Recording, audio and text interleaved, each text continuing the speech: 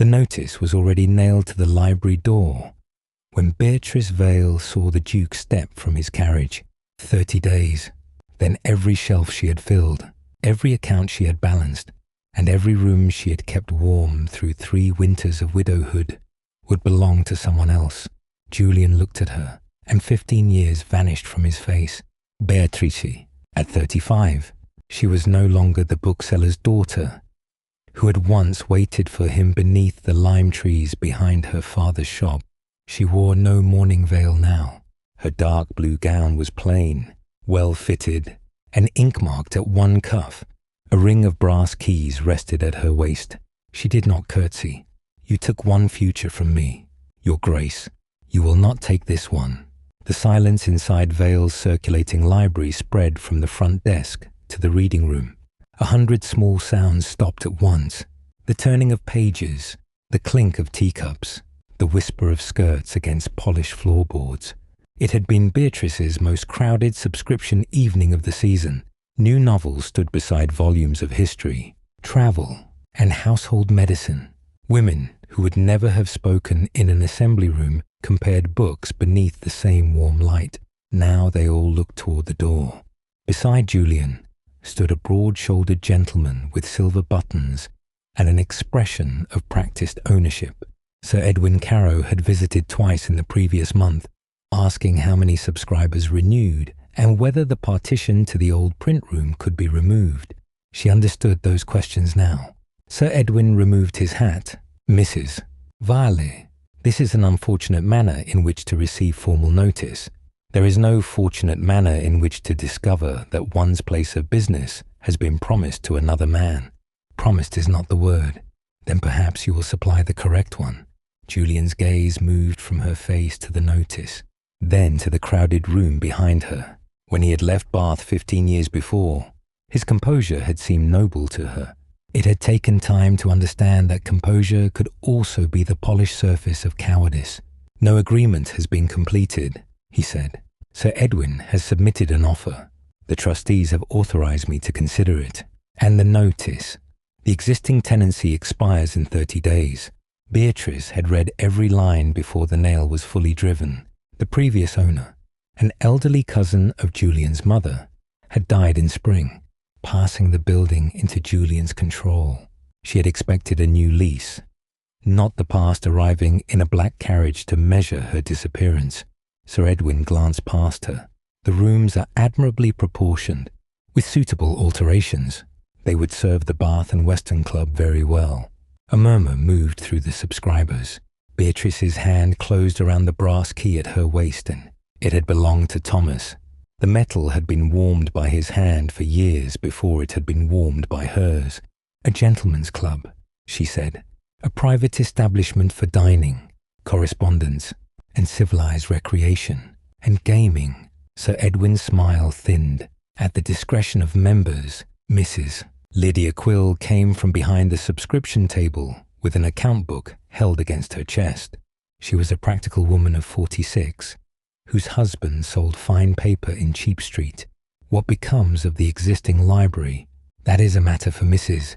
Vale," Sir Edwin replied. "No," Beatrice said. "It is a matter for the man ending its lease."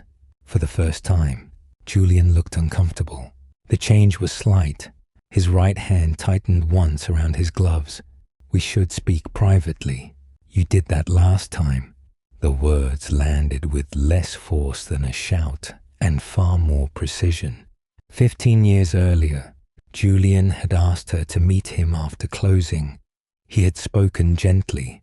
He had told her his father was ill, his inheritance uncertain, his obligations impossible to set aside. He had said there was a marriage his family expected, and a future he could no longer pretend was his alone. He had spoken as if duty were weather-cold, regrettable, and no man's fault. 2 months later, he had married Lady Margaret Ellison. Beatrice had married Thomas Vale 4 years after that, not from desperation, and not to prove anything to a duke. She had married him because he made space beside himself, rather than asking her to stand behind him. Julian lowered his voice. "I did not know this was your establishment. Would it matter if it belonged to another widow?" He did not answer at once, and she saw that the question had reached him. "The estate has an obligation that must be met before autumn," he said. "The trustees require a fair price. I cannot simply disregard that. I have not asked you to disregard it." Sir Edwin's voice softened into the tone society reserved for correcting women without appearing unkind. "Mrs. Vale, no one disputes your industry, but independence is a heavy burden for a widow, particularly under public scrutiny. His Grace is prepared to offer compensation beyond what the lease requires." Julian turned sharply. "Caro," but the injury was already offered. Beatrice felt every woman in the room waiting to see whether she would accept money in exchange for silence. The younger Beatrice might have answered from pain. The woman she had become answered from arithmetic. "How much?" Sir Edwin named a sum. It was generous enough to sound compassionate, and small enough to ensure she could not acquire comparable premises in the centre of Bath. In return for what? A prompt and orderly departure, and discretion. He did not say yes. He did not need to. Beatrice crossed to the central table and opened the subscription ledger. Row after row of names filled the pages. Beside them stood renewal dates, deposits, special orders, and carefully recorded payments. This was not a room full of pretty books. It was a business. "What is Sir Edwin's offer for the building?" she asked. Julian's expression changed. "That is confidential. Then provide an independent valuation." "For what purpose?" She placed both hands on the ledger. "I intend to buy it." Someone behind her gasped. Lydia did not. Lydia's eyes narrowed in calculation. Sir Edwin almost smiled. "Your confidence does you credit, Mrs. Vale. Yet it would be regrettable if loyalty to these rooms persuaded a widow to hazard the security she has earned. How fortunate, then, that I am proposing an investment, rather than asking your permission." A ripple of laughter passed through the room. Sir Edwin's face cooled. Beatrice continued before courage could be mistaken for fantasy. "Vale's library has 312 active subscriptions. We maintain accounts with 4 schools, 2 charitable societies, 6 lodging houses, and more private households than I can name without consulting the ledger. If the subscribers choose to form a consortium, and if the valuation is fair, we may submit an offer that cannot be dismissed merely because the money comes in smaller sums." Julian studied her, as if he were trying to reconcile the woman before him with the girl he remembered. "The estate cannot refuse the highest offer, simply because yours carries sentiment. Then I shall give you an offer you cannot dismiss as pity." The great clock in the reading room struck 8. One by one, the women around Beatrice began to move not toward the door, but toward the subscription table. By 10 the next morning, Beatrice had 37 written pledges, 11 promises requiring husband's approval, and 4 offers of practical help. Lydia sat at the front desk, adding columns with the speed of a military drummer. "If every spoken promise becomes money," she said, "we have enough for the deposit. Every spoken promise will not become money. You might allow hope to survive until noon. Hope may survive. It may not keep the accounts." Beatrice carried a stack of return books toward the rear room. Through the front window she could see 2 men measuring the width of the building. One was Julian's estate agent. The other belonged to Sir Edwin. The sight of Julian crossing the pavement behind them stopped her for one foolish heartbeat. He entered without ceremony. Today he wore a dark grey coat rather than formal black. 15 years had sharpened him. There were faint lines beside his mouth and a weariness about the eyes that youth had once concealed. His hair remained dark, though silver had begun at one temple. He removed his hat. Mrs. Vale, Your Grace. The distance of the titles seems safer in daylight. Mr. Cole will arrive tomorrow to arrange the valuation, he said. He is independent of Sir Edwin and of the estate. Thank you. I also require an inventory. You may require an inventory of the building, not of the books. They are mine. I understand. Do you? His eyes held hers. I am beginning to suspect I understand very little. It was an answer designed to lower defences. Once, it would have done so. Beatrice handed him the property schedule instead. The shelves along the east wall are fixed. The central cases are not. The press in the rear room belongs to me, as do the desks, lamps, ladders, subscription boxes, and every volume marked with a V. He examined the schedule. You prepared this overnight. I maintain it every quarter. Julian watched Beatrice correct the dimensions of the print room and produce a repair receipt before anyone could make her responsible for damp in the rear wall. By noon, he had stopped looking surprised. That irritated her more than surprise had. At the long table near the window, a young milliner copied an address from an employment notice. Two elderly sisters debated a travel narrative. A laundress returned a household medical guide and asked Beatrice to reserve the next volume on infant care for her married daughter. Julian stood close enough to hear. I thought this was a circulating library. It is. Employment notices. Women who come for books also require work. Women who require work are still permitted to read. He looked toward the notice board. And the letters. Subscribers may receive correspondence here if their lodgings are unreliable. Your lease permits that. My lease permits books. It does not forbid human usefulness. A sound almost like laughter escaped him. It vanished when she looked at him. In the rear room, the estate agent attempted to open a narrow cabinet beside the old press. That is private, Beatrice said. Julian raised a hand, and the agent withdrew. Business records, Thomas's papers. Beatrice reached for the cabinet key. The ring at her waist held 7 keys. The front door, rear entrance, cash box, catalogue cupboard, private cabinet, storeroom, and Thomas's old master key. The last was broader than the others, worn smooth at the bow. Julian noticed it. He carried that every day. You kept it. It still opens the building. The answer was simple. Julian made it difficult by looking wounded. She unlocked the cabinet and removed the documents necessary to establish ownership of the press.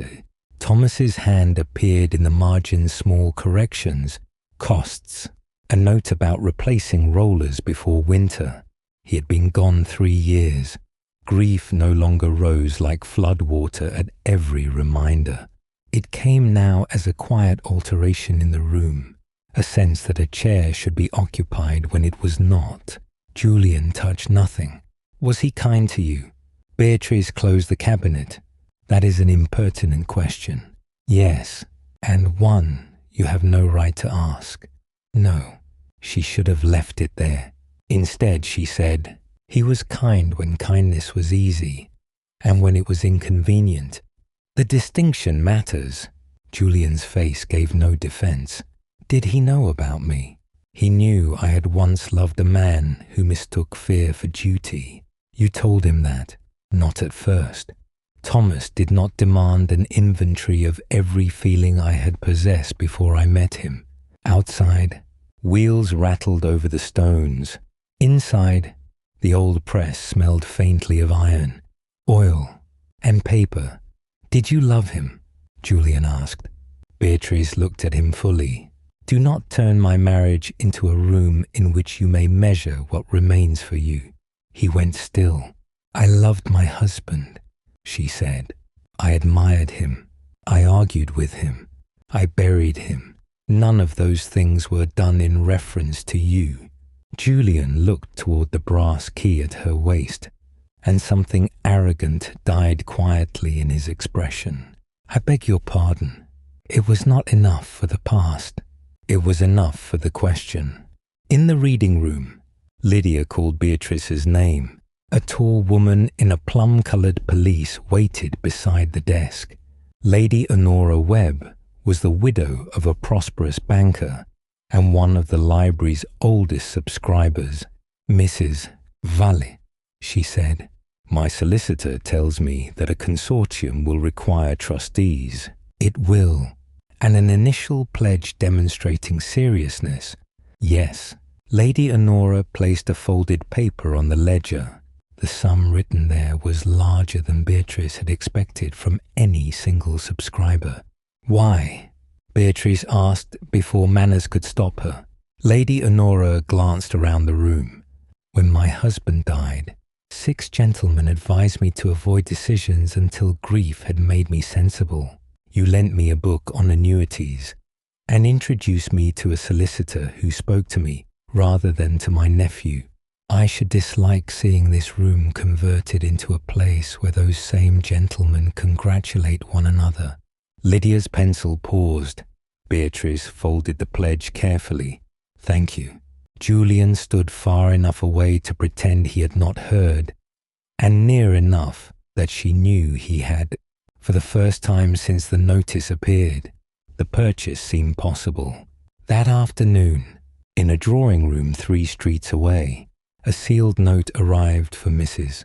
Albury, whose invitations could alter the shape of a bath season.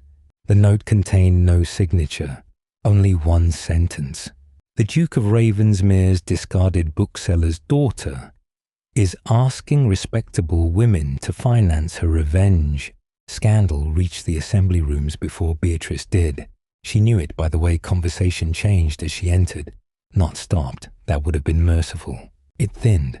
It bent around her. Fans lifted. Heads turned by degrees intended to appear accidental. Lydia walked beside her with the expression of a woman prepared to strike anyone with a reticule. "Do not," Beatrice murmured. "I have done nothing. You are imagining several things. Only the one involving the fern stand. They had not come for society." Mrs. Albury had agreed to place the consortium prospectus before several ladies with independent settlements. Losing the appointment would cost more than enduring whispers. Beatrice had crossed half the room when Mrs. Albury approached. She was elegant, silver-haired, and careful. "Mrs. Vale, may we speak?" "Of course." Mrs. Albury guided her toward an alcove. Lydia remained within rescuing distance.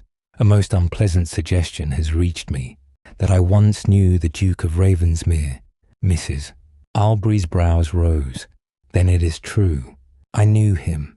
The nature of the acquaintance is being described rather more vividly. Several ladies fear the consortium may be a means of exerting pressure upon His Grace.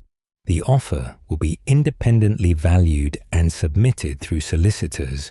Appearances are not always instructed by solicitors. No, they are usually instructed by anonymous notes." Mrs. Albury's mouth tightened. "If the purchase is represented as a public rebuke to a duke, it is not a rebuke. It is a purchase. Can you assure me there is no personal design?" Beatrice thought of Julian in the rear room, asking whether she had loved her husband. She thought of the moment he had looked at Thomas's key and understood that life had not paused in his absence. "My design is to own the building in which I conduct my business." Mrs. Albury looked almost persuaded. Then another woman entered the alcove. Mrs. Celia March had pledged enough the previous morning to fund 2 years of subscriptions for poorer readers. Her cheeks were bright with embarrassment. "Mrs. Vale, I am afraid my husband objects." Beatrice's stomach tightened. "To the consortium, to our name appearing among its supporters. He says the newspapers may imply." "What do you believe?" Mrs. March looked toward the ballroom. "I believe the library has been of great value." "That was not my question." The woman lowered her voice. "I believe a widow must be especially careful, because a widower's history is evidence of feeling, while a widow's is evidence against her character." Mrs. March flushed. Beatrice regretted the sharpness and did not retract it. Please return my pledge, the woman said. Lydia will see to it this afternoon, Mrs. March escaped with visible relief. The loss was not fatal. That made it no less painful. Music began. Beatrice felt exposed beneath the chandeliers, as though the company had waited 15 years to judge whether she had recovered with sufficient modesty. Then the Duke of Ravensmere entered. He saw her at once. His gaze moved from Beatrice to Mrs. Albury, then to Mrs. March retreating through the crowd. He crossed the room. Mrs. Albury curtsied. Beatrice did not. What has happened? He asked.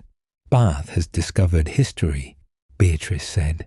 It finds the subject greatly improved by fiction. Mrs. Albury attempted diplomacy. An unfortunate account of your earlier acquaintance has caused concern. Julian's expression became cold enough to quiet the alcove. Anyone who impugns Mrs. Vale's character will answer to me. The words carried. Several heads turned. Beatrice felt the old trap close with velvet gentleness. No. Julian looked at her. Your Grace will not defend me. You cannot expect me to remain silent. I expect you not to make yourself the authority from whom my respectability descends. Mrs. Albury stared at the floor. Julian lowered his voice. Then tell me what you require. For you not to transform gossip about your influence into proof of it. Pain flashed across his face. My silence may also be taken as proof. Yes. There is no action available to you that returns me to the woman I was before you chose discretion. The music continued. Around them, Bath performed the difficult art of listening while appearing occupied. Julian looked toward a side corridor. 5 minutes, not privately. If that is your objection, Mrs. Quill may remain at the door. Lydia folded her arms. I should prefer inside. Beatrice almost smiled. At the door will suffice. The corridor overlooked the dark garden behind the assembly rooms. Rain had begun against the tall windows. Julian stood several feet away. He had once known exactly how close he could come before her breath changed. Now he kept the distance she had demanded. I want to know what story is being told, he said. That you discarded a bookseller's daughter, and she has spent 15 years arranging to punish you with a lending library. That is absurd. Absurdity has never prevented a story from flattering its audience. Who knew enough to send the note? Do not begin an investigation. Someone is harming you, and you hope to find a villain who will make the rest of us innocent. He stopped. There it was. The question beneath every other question. You think I am searching for an excuse. Are you? Rain marked the glass between them and the garden. Julian's voice lost its ducal certainty. My father had suffered a seizure. The estate accounts were worse than I had been told. Lady Margaret's settlement would secure land that had been mortgaged twice. My mother said that if I married you, every tenant who depended upon Ravensmere would pay for my indulgence. Beatrice had known the outline. Hearing the details awakened tenderness. But tenderness was not absolution. And what did you believe? That I had no honourable choice? No. You believed one choice would cost you more than the other. His jaw tightened. Did my mother threaten you? He asked. Did anyone prevent a letter from reaching me? Your mother visited my father. Julian went white. She offered money. Beatrice continued. My father refused it. She said affection could not feed tenants or preserve a name. She said you would understand that before I did. Why did you never tell me? You arrived the following evening and told me the same thing more kindly. He looked as though she had struck him. There was no missing letter. Julian, no forged message. No single cruel person standing between two helpless lovers. Your family made cowardice respectable, and you accepted the courtesy. For a long moment, Only the rain spoke. "What would you have had me do?" he asked. It was not a defense this time. It was the question of a man who had spent 15 years avoiding the answer. Tell the truth before it became expensive. To whom? To yourself first, then to me. You might still have married Lady Margaret. You might still have chosen the estate, but you could have said, "I am afraid of what loving you will cost, and I choose not to pay it." Instead, you called fear duty, and expected me to admire the sacrifice. His eyes closed briefly. Beatrice felt no triumph, only the exhaustion of opening a room she had kept locked for good reason. From the ballroom came a change in music and the sound of applause. Julian looked at her. "I cannot undo it. No, I can prevent this sale from becoming another injury. Can you—" Before he could answer, Lydia appeared in the doorway with a folded document. "Sir Edwin has lodged a formal deposit," she said. "His revised offer expires in 18 days. The 30-day struggle had just lost 12 days. Beatrice answered humiliation with invitations. Within 48 hours, every subscriber received a handbill announcing an evening of 100 readers. There would be readings from new works, a display of rare volumes, tea, music, and a public account of what Vale's library contributed to Bath. No mention was made of Julian. No mention was made of scandal. At the bottom appeared one line in Beatrice's firmest type. "Those who believe this library should belong to its readers may record a pledge with Mr. Nathan Cole, solicitor, by 6 o'clock. Disaster had become industrious. The pastry cook's cart broke an axle. Promised chairs failed to arrive, and a printer withdrew his display stands after hearing the event was political. Rain began at 6:30. At 6:45, Julian appeared at the rear entrance carrying one end of a wooden bench. The other end was carried by his astonished footman. Beatrice stood in the doorway. "What are you doing?" "Obeying Mrs. Quill." Lydia emerged behind her. "His Grace's carriage has room for 6 benches if dignity is packed carefully. You asked him." "I asked his coachman." His Grace overheard. Julian set the bench inside. His coat was wet across the shoulders. "There are 5 more," he said. "Where do you want them?" Every instinct told Beatrice to refuse. Every empty space in the reading room told her not to be foolish. "Along the west wall.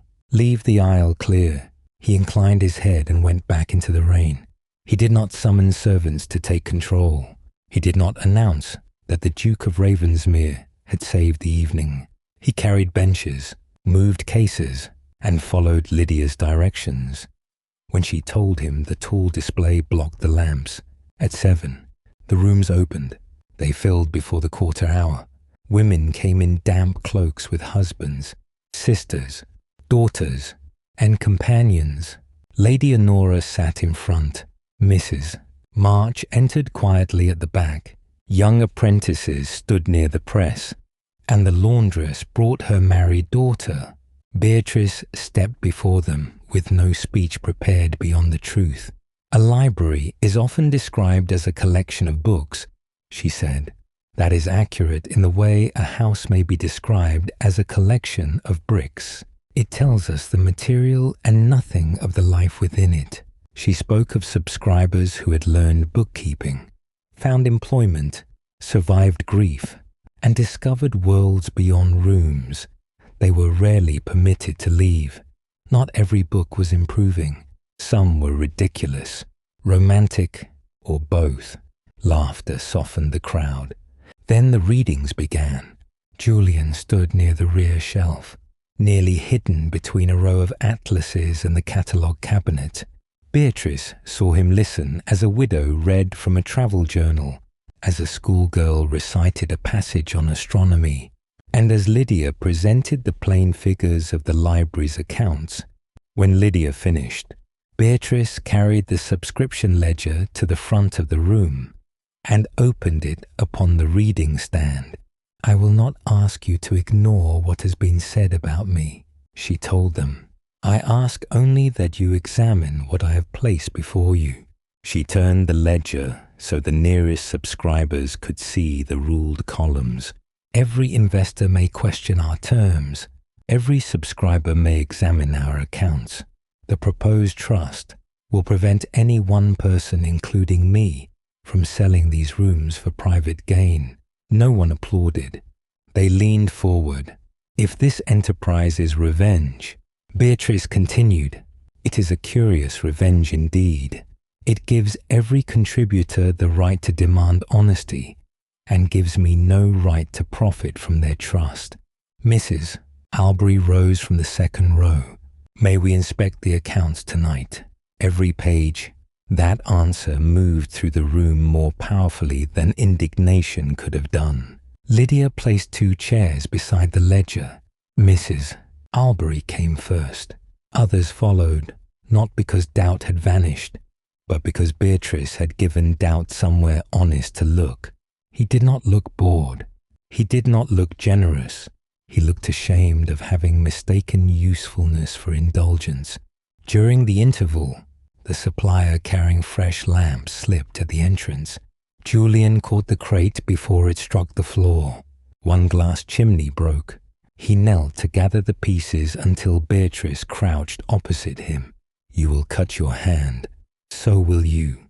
Their fingers reached for the same piece of glass and stopped. The room moved around them. Voices, wet coats, steam from tea, the scratch of pledges being entered at the desk. "You were right," he said quietly. "That is an alarmingly broad admission. About the library, I thought you were protecting a business because it was yours. I did not understand that it had become a place other people considered partly theirs. Both things can be true, yes." He lifted the broken glass with his handkerchief. "You always wanted to be useful," he said. The sentence angered her, though she knew he had meant admiration. "I wanted a life," she replied. "Usefulness is not the rent a woman pays for deserving one." His face changed immediately. "You are right again. Do not make a habit of saying so. People will question your title." This time she did smile. His answering smile was so familiar that for one dangerous instant she saw them at 20. Julian leaning across her father's counter, pretending to require a book he had already read. Beatrice pretending not to know why he returned it one chapter at a time. The memory passed, leaving warmth behind. By 10, the event had produced 49 new pledges. The total was still short, but no longer impossible. After the last subscriber departed, Beatrice locked the front door. Lydia had gone with Cole to secure the pledge papers. The lamps were turned low. Rain drew silver lines down the windows. Julian remained beside the central table. "You should go," Beatrice said. "Yes." Neither moved. On the table lay a volume of poems he had once given her. She recognized the worn green binding only when his gaze found it. "You kept that."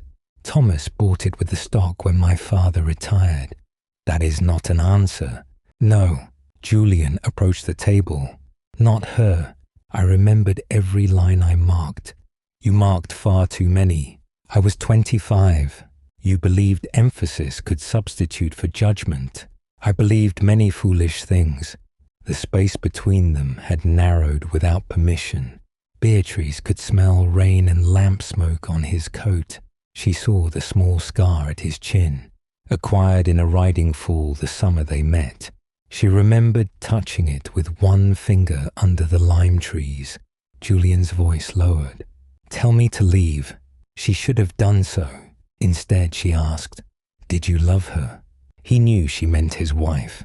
"Not as I loved you," he said, "but I respected Margaret too much to spend our marriage comparing what she gave with what I had surrendered. She was good. She deserved more warmth than I knew how to offer, and she never used that failure against me." Beatrice looked away. "I am sorry," she said. "So am I. For her death, for many things. When she looked back, he was close enough to touch and still did not touch her. That restraint weakened her more than possession would have. He bent his head slowly, leaving her time to refuse. Their mouths almost met. Beatrice placed 2 fingers against his chest. No. Julian stopped at once. Her heart beat hard beneath her ribs. Desire is not evidence, she whispered. Pain and understanding moved together across his face. What would be evidence? I do not know. It was the first completely unguarded thing she had given him. He stepped back. Good night. Beatrice. Good night. Julian. After he left, she remained beside the door with her hand around Thomas's brass key, listening to the echo of a future she did not yet trust. Across Bath, Julian entered Mr. Cole's office before the solicitor could extinguish his lamp. The consortium is short, Julian said. Cole removed his spectacles. That information is confidential. I can infer arithmetic, then infer nothing further in my office. Julian placed both hands on the desk. Find a lawful means to close the gap. Cole's expression became wary. With whose money? Mine. With whose consent? Julian did not answer quickly enough. 3 days later, a Bath private bank approved the consortium's loan. Lydia read the letter twice, and then once aloud, because joy had made Beatrice suspicious of her own eyesight. The approved amount closed nearly all of the remaining gap. With the existing pledges and Lady Honora's deposit, the consortium could submit an offer at the independent valuation, provided Cole confirmed the final structure. For the first time since the notice appeared, the library seemed likely to remain a library. Lydia embraced Beatrice across the desk. You see, hope may keep accounts after all. Beatrice laughed. The sound startled her. She had been living so closely beside fear. That relief felt almost indecent. Subscribers brought flowers, cakes, and additional promises. Mrs. March returned her original pledge with a written apology, and half as much again. Beatrice accepted the money. She did not immediately accept the apology. Why did the bank change its mind? She asked Cole that afternoon. The solicitor was arranging documents into exact piles. The public pledges demonstrate sufficient confidence. They demonstrated confidence before the bank refused us. Cole adjusted one page. The revised structure distributes liability more favorably. To whom? The trustees. That is not what I asked. He met her gaze with professional calm.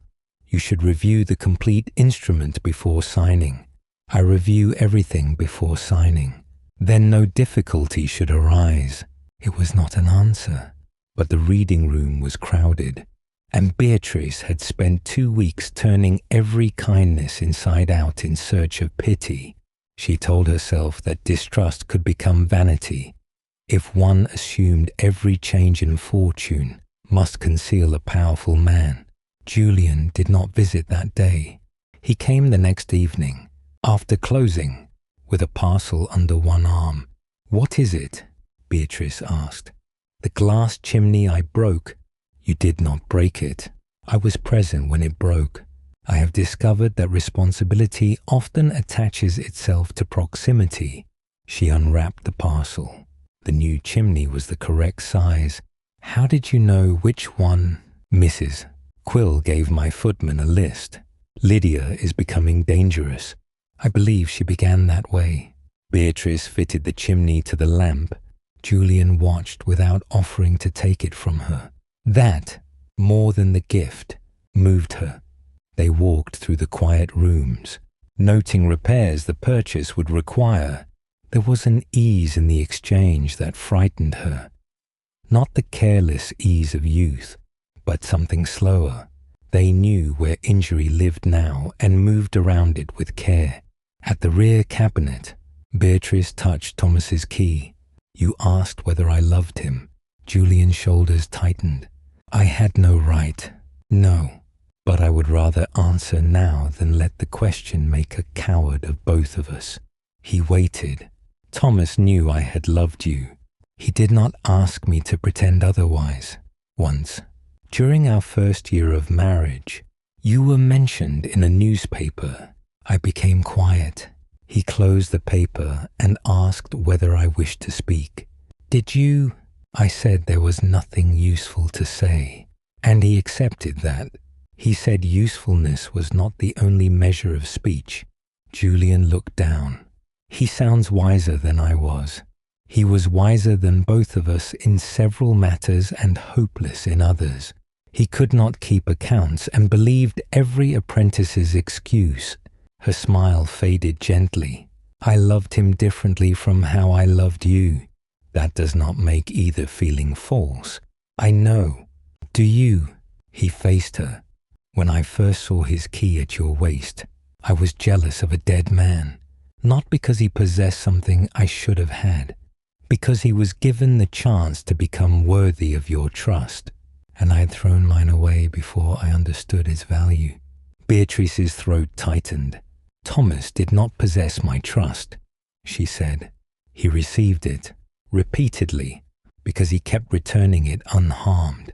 Julian absorbed the correction. Then that is what I envy. The honesty between them became a kind of closeness. Beatrice did not know which of them moved first. Julian touched her face with a restraint that made the question unmistakable. She could have stepped away. Instead, she turned slightly into his palm. Their kiss was brief and quiet. It held none of the desperate certainty of youth. It was more dangerous for containing doubt. When they parted, Julian rested his forehead lightly against hers. I have thought of that for 15 years. Do not make it carry 15 years, she whispered. It was one kiss. Then may I remember one kiss. You may remember whatever you like. Memory is the one estate upon which I cannot enforce a boundary. He laughed softly. She wanted to believe him. The wanting itself felt like a door opening in a storm. The following morning, Cole brought the final loan instrument. Beatrice closed the library office and read every page. The first provisions were as expected. Trustees, repayment schedule, subscriber shares, and restrictions preventing any investor from forcing a sale. Then Lydia tapped a paragraph on the 6th page. What is consultation upon material default? Beatrice read it twice. The words remained orderly, while the meaning changed the room. In the event of a missed payment, a guarantor possessed the right to review management, approve extraordinary expenditure, and nominate an additional trustee until the debt was restored. The guarantor was identified in a separate schedule. Julian Ashcombe, Duke of Ravensmere. For several seconds, Beatrice heard nothing but the tick of the office clock. Cole knew, Lydia said. Cole warned me to read it. That is a solicitor's method of shouting. Beatrice turned the page. Julian had guaranteed the entire loan. Without him, the bank had not changed its judgment at all. Worse than the money was the hidden authority. He had stood beside Thomas's cabinet and listened while she explained that trust must be returned unharmed. He had kissed her while his name waited inside the papers that would govern her future. Send for him, she said. Julian arrived within the hour. One look at Beatrice's face told him what had happened. Lydia remained in the office. Beatrice placed the unsigned instrument on the desk. You arranged this. I guaranteed it. Without telling me. The bank required security. I assumed the liability and obtained the right to review my management. Only if the consortium defaults. Only when I am most vulnerable. Julian's composure hardened not into cruelty, but into the old conviction that a reasonable explanation should end a woman's objection. Beatrice, the clause protects the guarantor. I cannot place a substantial sum at risk without She looked at him. He stopped. "Without a place inside what belongs to me?" she asked. "That is not what I intended. Intent is the refuge of people who prefer their own motives to another person's experience. The library would remain yours until I missed a payment. Then your judgment would enter through a door you hid in the agreement. I would never use it against you. Then why require it?" He had no answer that did not prove hers. Beatrice rose. Her hands were cold, but her voice was steady. 15 years ago, you decided what I could bear without asking me. You called it protection. You told yourself that silence was kinder than uncertainty. Today, you have done the same thing with better paper. Pain moved across his face. "I was trying to save the library." "No, you were trying to save me from the risk of saving it myself." She pushed the papers toward him. "You have not saved my future, Julian. You have put your name upon it." Julian did not reach for the papers. For one suspended moment, Beatrice saw two impulses divide him. The first was the Duke. Explain the necessity. Identify the practical consequence. Make the unreasonable person understand. The second was the man who had begun to recognize that reason could become another form of force when only one person was permitted to define it. "If you reject the guarantee," he said, "the bank will withdraw." "I know. Sir Edwin's offer expires in 9 days." "I know. Then you may lose the building." Beatrice held his gaze. "That is my risk to take. And the subscribers?" The question struck because it was not entirely unfair. Lydia stiffened beside her. Beatrice answered carefully, "They will know exactly what I have rejected and why. They may withdraw if they choose." Julian looked at the instrument between them. "The right of review could be removed. Would the bank accept your guarantee without it?" "I could negotiate. Privately." He flinched. "No," he said, "not privately." For an instant, hope tried to re-enter. Beatrice refused to confuse regret with change. The guarantee itself alters the purchase. Every failure would become a debt to you. Every success would be described as your generosity. I would spend years proving the library was not a gift from a man who once abandoned me. I do not care what Bath says. You did 15 years ago. The cruelty of the sentence lay in its accuracy. Julian looked as if he wished to defend the man he had been, and no longer knew how. "What would you have me do now?" The question echoed the assembly room corridor. This time, Beatrice did not answer for him. "I have spent 15 years living with the consequences of what you chose. You may live with the uncertainty of choosing without my instruction." He picked up the papers. At the office door, he turned. Was the kiss a mistake? Beatrice's breath caught. It would have been easier if he had asked whether she still loved him. No. Hope moved across his face before she finished, but it was not permission. He bowed once and left. The bank withdrew before noon. By evening, 6 subscribers had done the same. The next morning, Beatrice stood before 43 members of the proposed consortium in the reading room. She told them about the guarantee, the hidden consultation clause, and her refusal. She did not call Julian deceitful. She did not spare herself. The financing would have preserved this building, she said. It would also have placed authority in the hands of a man whose personal history with me would compromise every decision. I rejected it without consulting you. If that destroys your confidence in my management, Lydia will return your pledges. A merchant's wife stood. Would His Grace truly interfere? I do not know.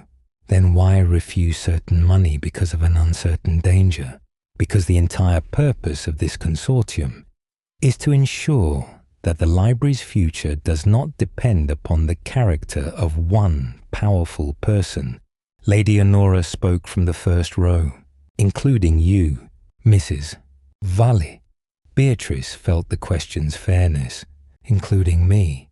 The trust instrument limits my ability to sell, borrow against the building, or remove its public rooms without approval. Then you are not asking us to trust you without restraint. No. Lady Honora nodded. My pledge remains. Others followed. Not all. One gentleman withdrew on behalf of his wife. 2 ladies asked for a day to consider. Mrs. March remained seated, both hands clasped around her reticule. When the meeting ended, the consortium had lost nearly 1/5 of its pledged capital. Lydia closed the ledger. Do you regret it? Ask me after the sale. I am asking now. Beatrice looked through the open door at the shelves, readers, and front windows grey with rain. I regret that doing the right thing has not made the right outcome more likely. It seldom does. Lydia said. That is why people avoid it. They began again.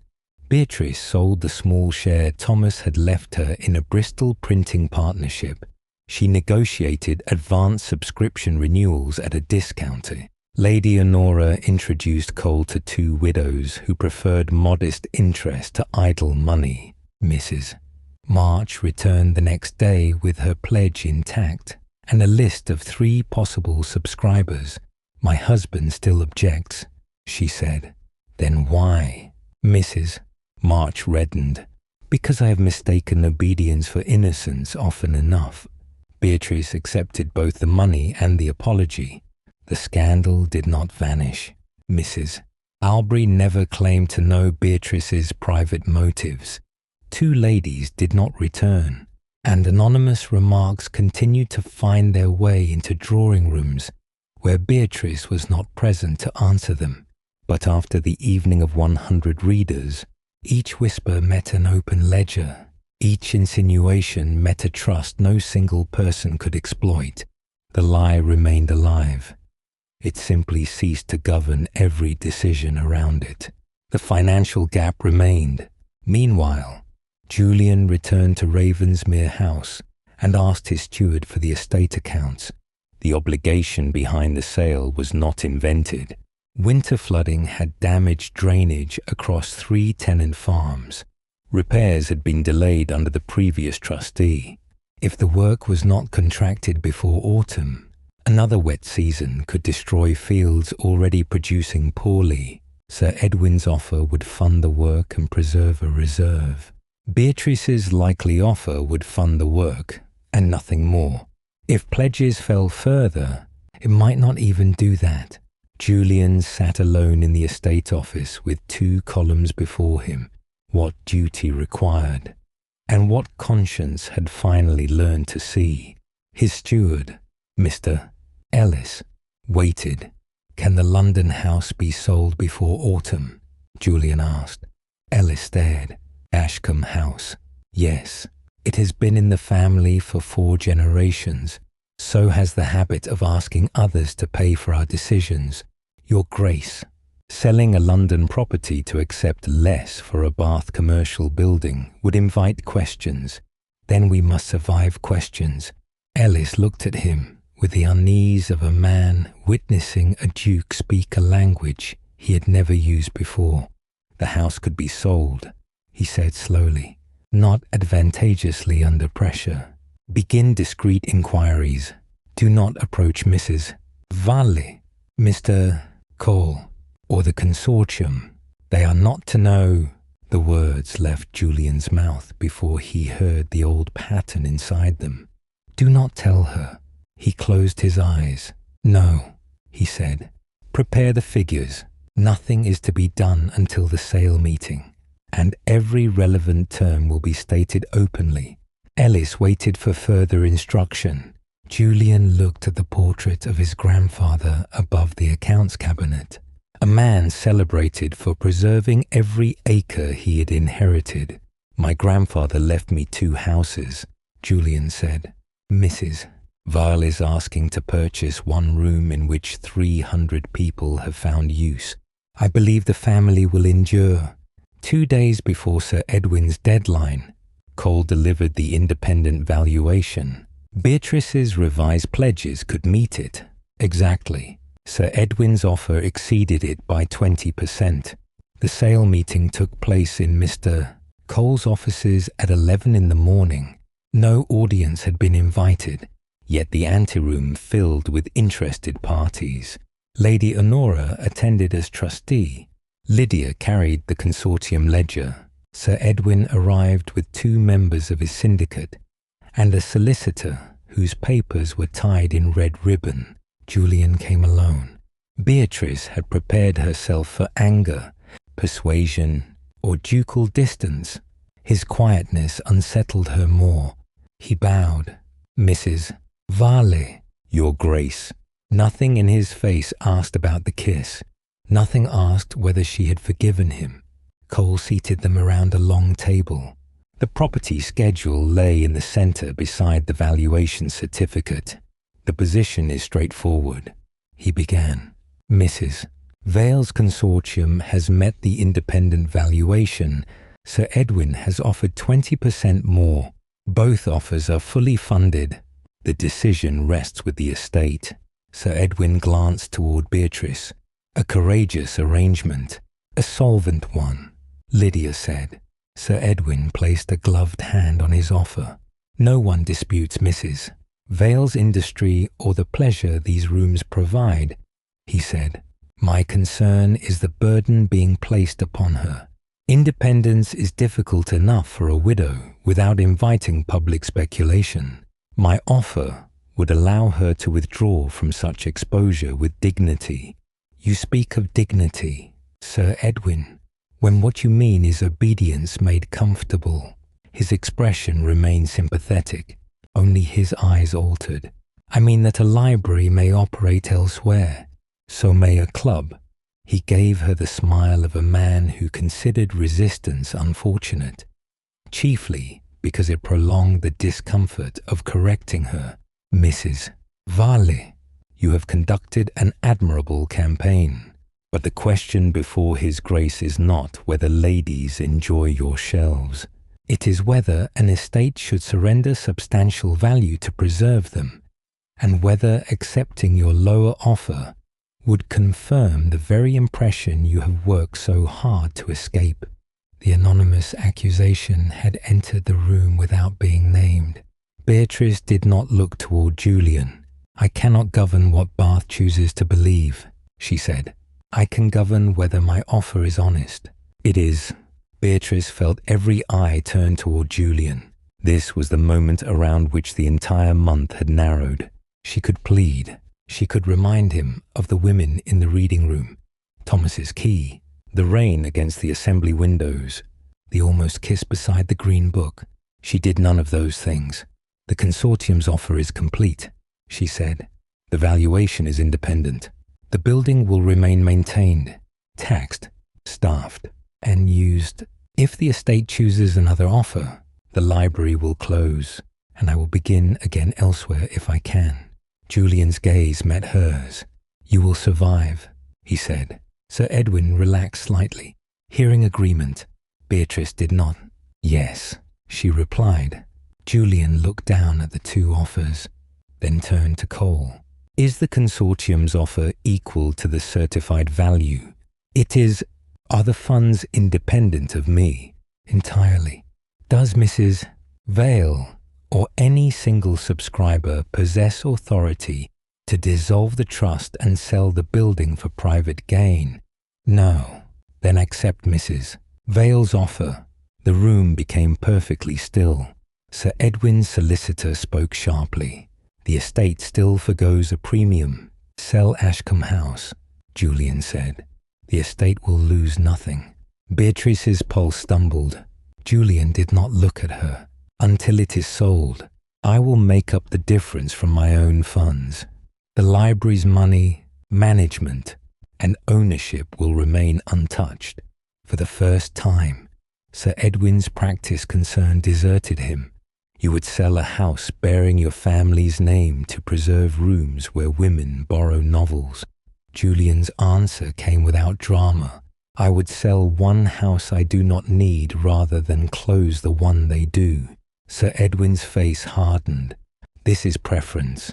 Yes, Julian said. A preference for accepting fair value without erasing a useful institution. The law permits it. The accounts can bear it. I will bear the difference. Beatrice should have felt rescued. She did not, because he had finally understood how not to rescue her. He had not increased her funds. He had not placed his name inside her trust. He had not purchased the building and offered it as a romantic prize. He had moved the cost onto property that was his to sacrifice and left her purchase untouched. Sir Edwin gathered his papers. You will regret allowing private feeling to govern an estate. Julian looked at Beatrice then, but his answer was for the room. Private feeling governed me when I abandoned her. I simply gave it a more respectable name. No one moved. Beatrice had imagined many versions of Julian's regret over the years. In none of them had she understood what she truly required. Not that he declared she had been worth choosing, that he admit she had always been worth the truth. Julian faced the trustees.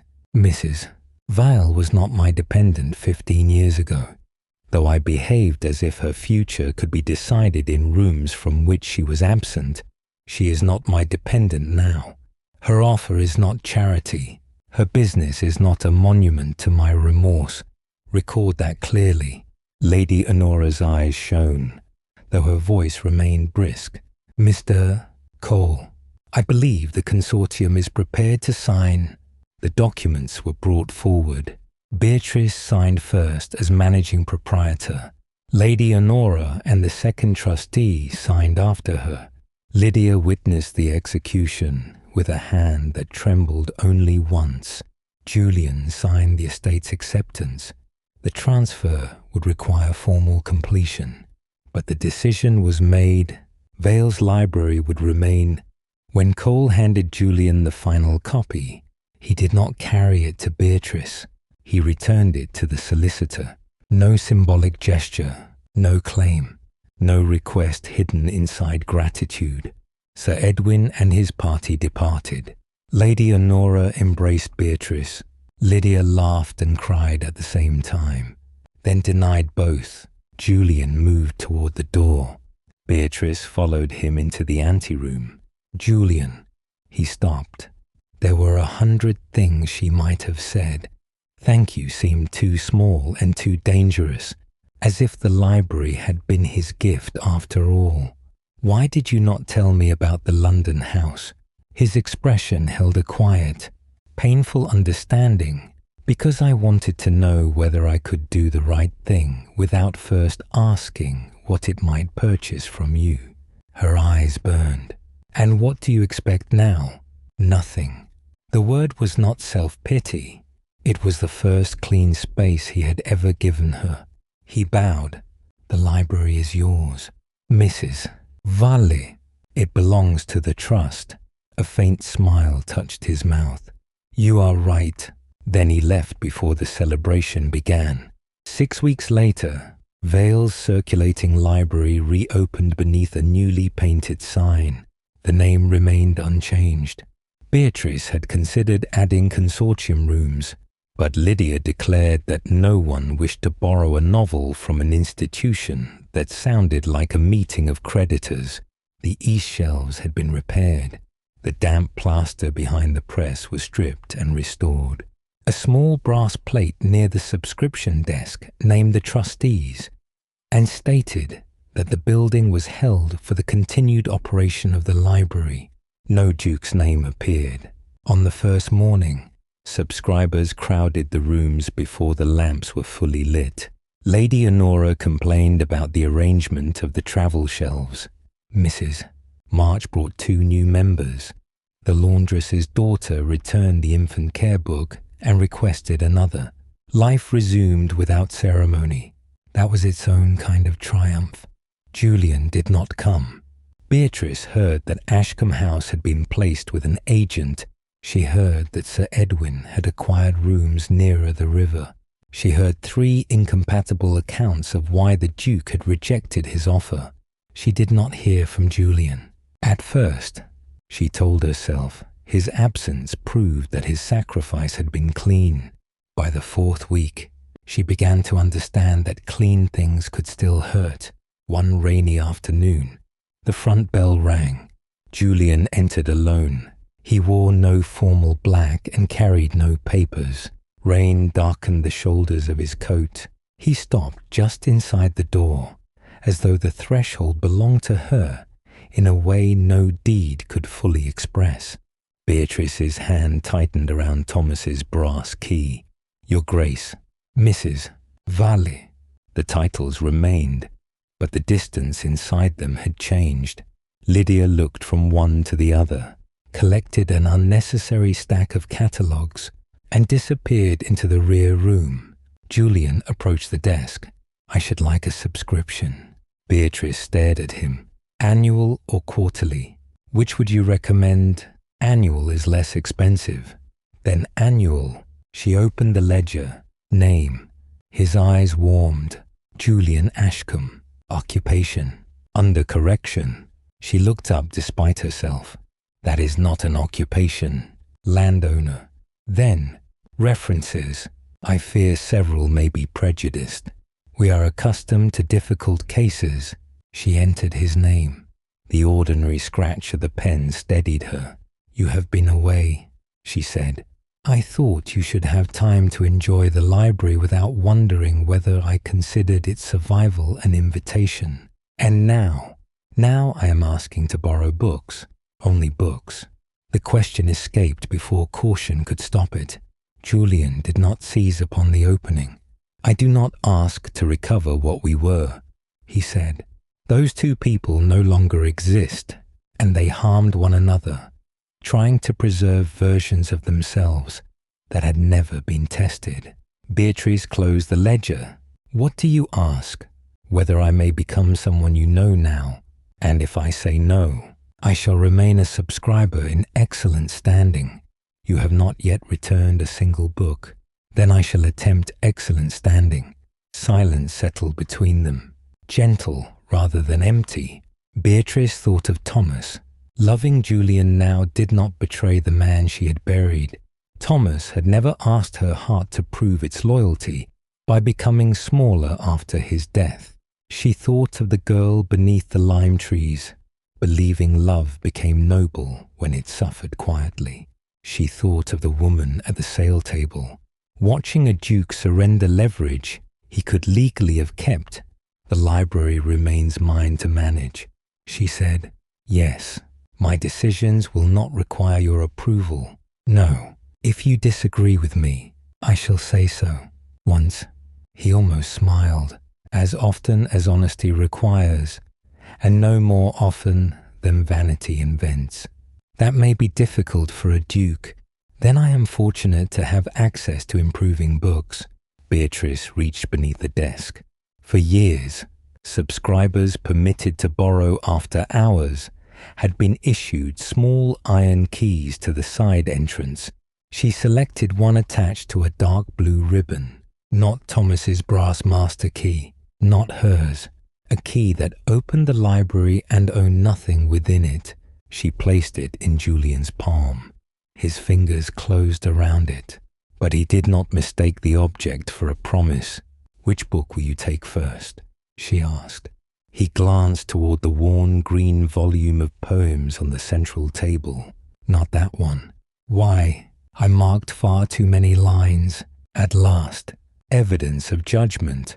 He laughed. The sound moved through the room without disturbing anyone. Beatrice came around the desk. This time, when she kissed him, the choice was entirely hers. Outside, rain silvered the windows of Bath. Inside, 2 keys hung on separate ribbons beside the same lamp.